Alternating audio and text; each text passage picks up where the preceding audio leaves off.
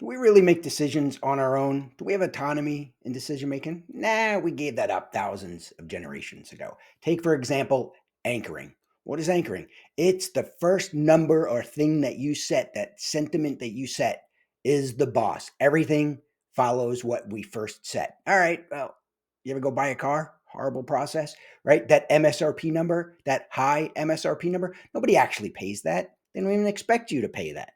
But what it's doing is setting the number so they're controlling the narrative. So everything that goes down from that point, you feel like you're closer and closer to be winning in what your negotiation. You might even think that I won, I got this great deal. However, they started the negotiation, they set the anchor. All right, so anchoring, how can we use it to be a better communicator? Well, let's say you want tacos and you're with a group of friends and you're deciding where to go eat. What you want to do instead of saying, hey, y'all want tacos, is anchor it with something else or other things. For example, you can say, hey, do you guys want to try that fancy new sushi place? Fancy. So now you're indicating that it's, expensive.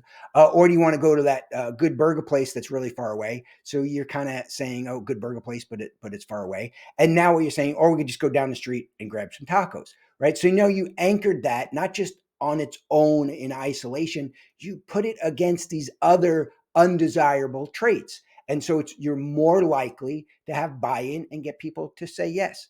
All right, so let's say you're at work and you want to do something that takes a little bit of resources and time. So don't just put that out there isolated on its own, anchor it, right? So what you want to do is say, hey, there's a full scale solution that we can do for this software need, but it's probably going to take, 6 to 8 months.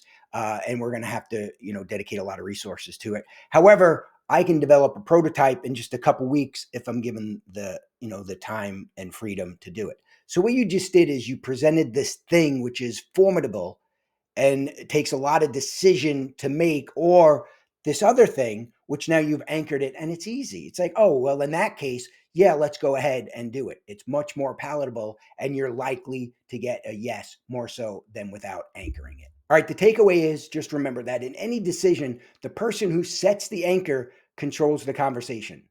Make sure it's you.